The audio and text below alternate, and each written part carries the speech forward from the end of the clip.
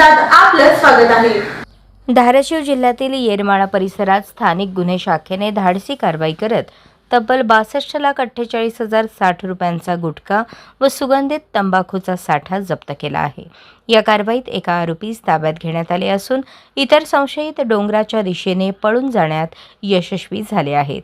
Police अधीक्षक रितू खोकर व upper police अधीक्षक शफकत आमना यांच्या मार्गदर्शनाखाली स्थानिक गुन्हे शाखेचे पोलीस निरीक्षक विनोद इचपवार यांच्या आदेशानुसार स्थानिक गुन्हे शाखेचे पथक जिल्ह्यात अवैध धंद्यांविरोधात पेट्रोलिंग करत होते। दरम्यान येरमाळा परिसरातील वडजी शिवारात डोंगराजवळील तलाव परिसरात लिंबाच्या झाडाखाली ताडपत्री झाकून मोठ्या प्रमाणावर गुटखा साठवण्यात आल्याची गोपनीय माहिती पथकाला मिळाली। माहिती मिळताच पोलीस निरीक्षक विनोद इचपवार यांनी तात्काळ घटनास्थळी धाव घेतली। तसेच येरमाळा पोलीस ठाण्याचे सहाय्यक पोलीस निरीक्षक भालेराव यांनाही पाचारण करण्यात आले।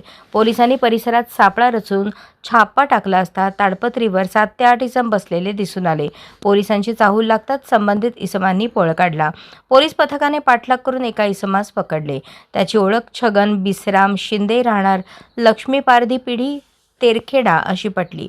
चौकशीत त्याने ताडपत्रीखाली गुटख्याची पोती असल्याची कबुली दिली।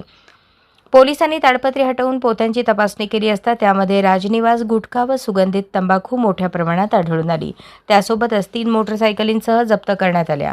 एकूण 62,48,060 रुपयांचा मुद्देमाल जप्त करून आरोपी विरुद्ध येरमाळा पोलीस ठाण्यात गुन्हा दाखल करण्यात आला।